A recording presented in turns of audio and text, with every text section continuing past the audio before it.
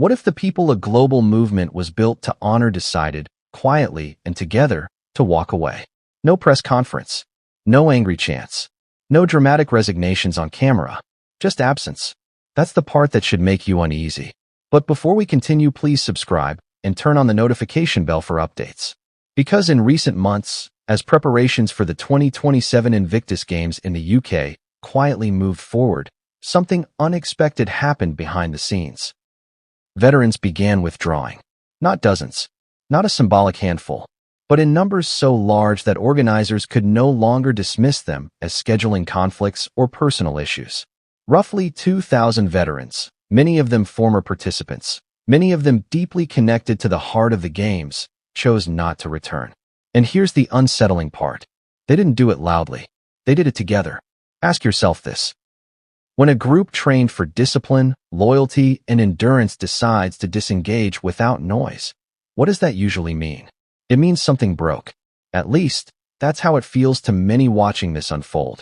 The Invictus Games were never supposed to be just another international sporting event. They were meant to be personal.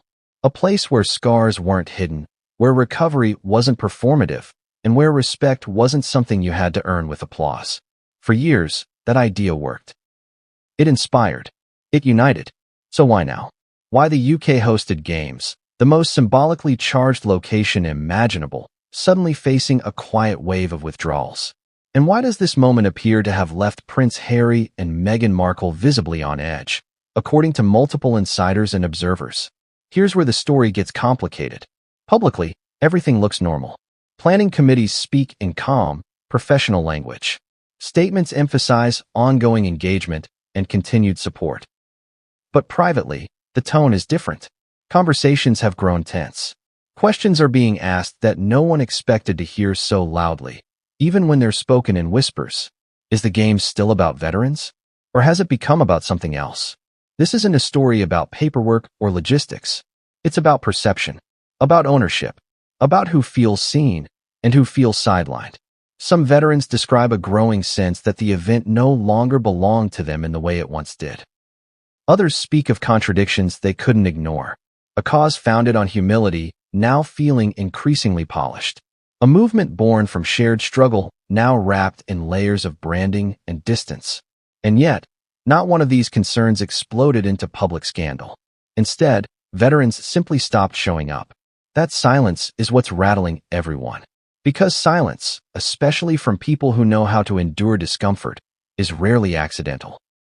And as one former participant reportedly put it, off the record, when enough of us step back at the same time, someone has to ask why.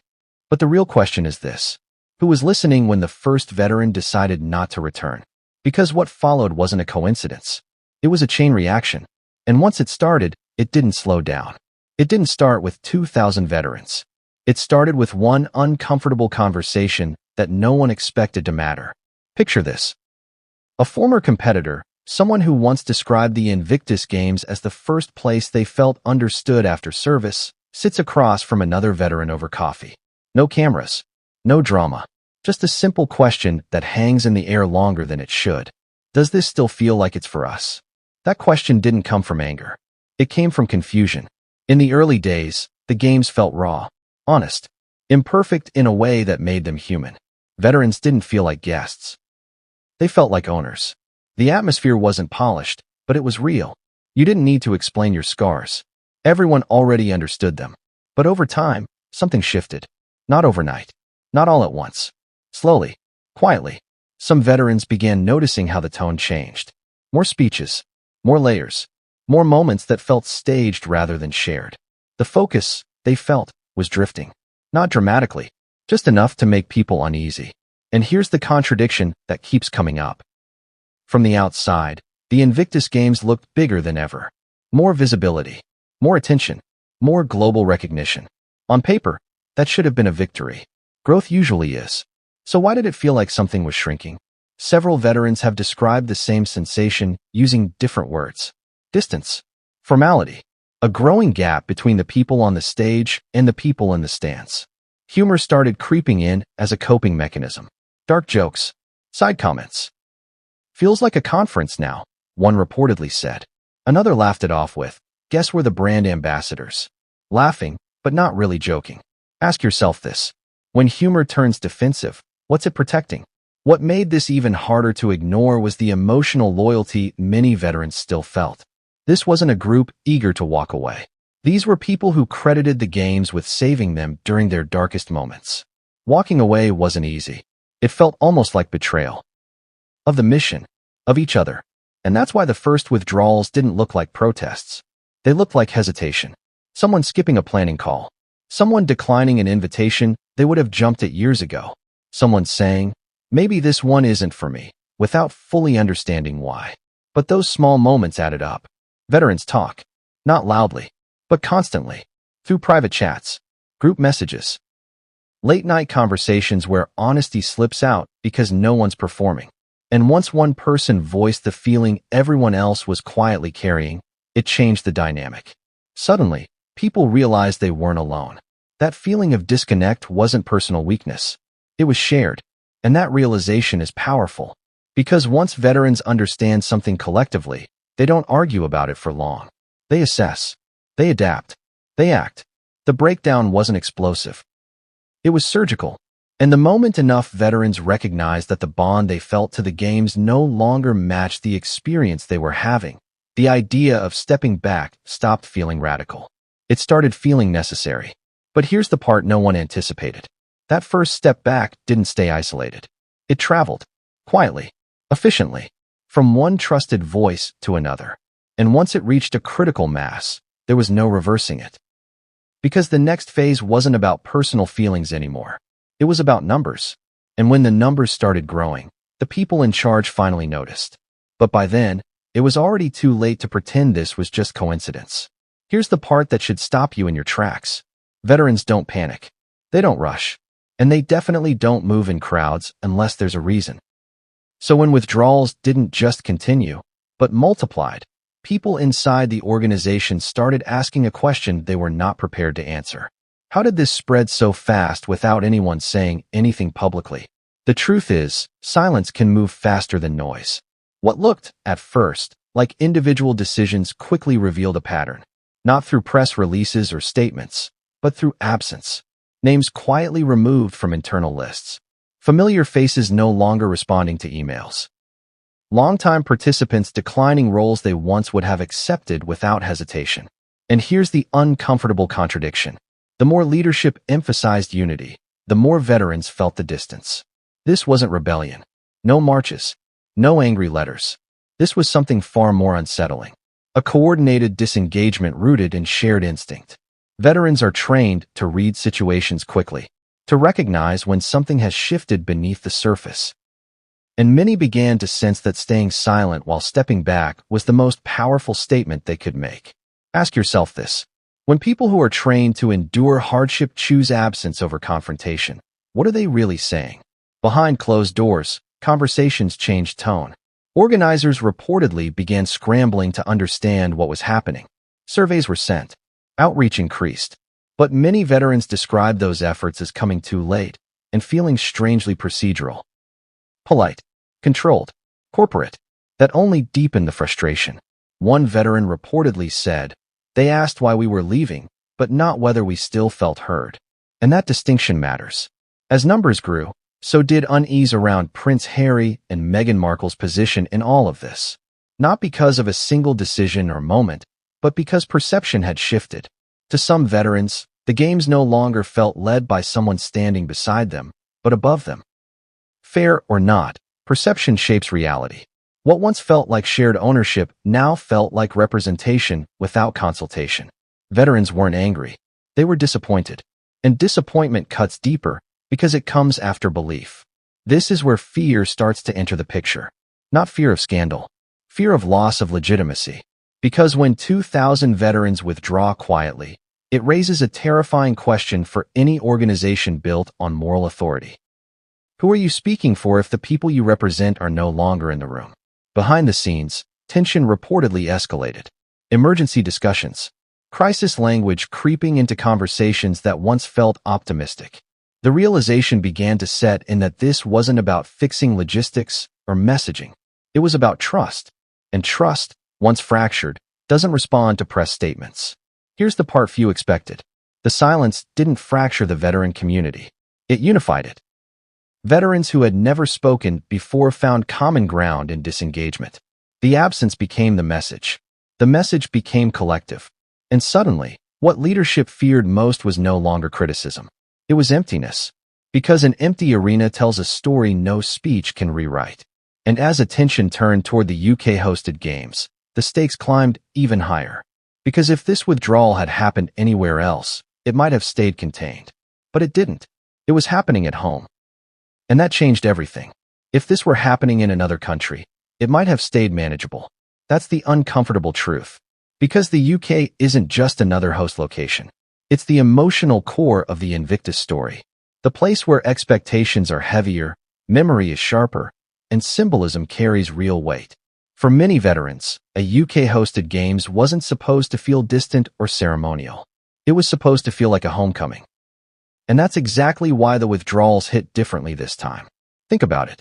When veterans step back in a foreign setting, it can be framed as logistics, travel strain, timing.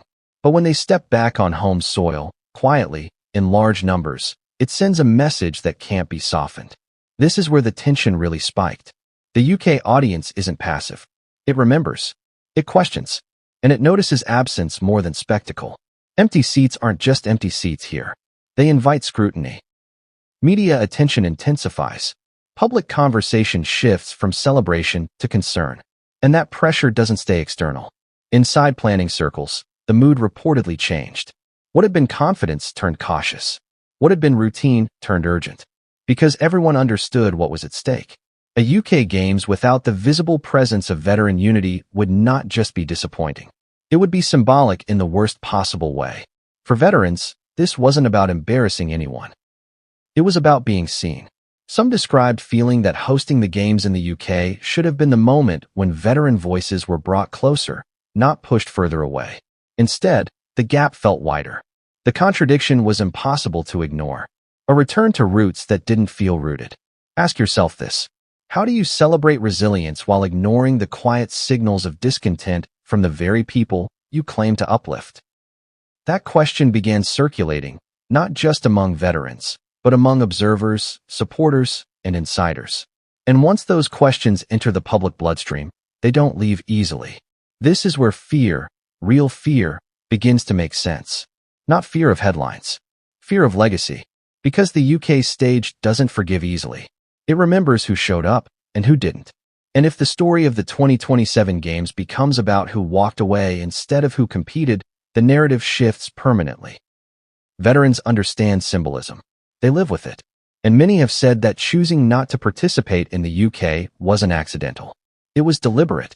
A final signal that something fundamental needed to change. But here's the twist.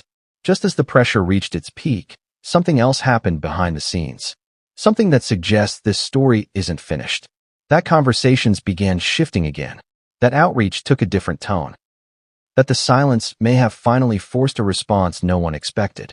Because when absence becomes impossible to ignore, it has a way of pulling truth into the open. And what happened next could determine whether the Invictus Games heal this fracture or deepen it forever. Remember that folded badge. The one placed quietly on a table at the very beginning of this story. Because that image now carries more weight than any speech, any ceremony, any carefully worded statement ever could.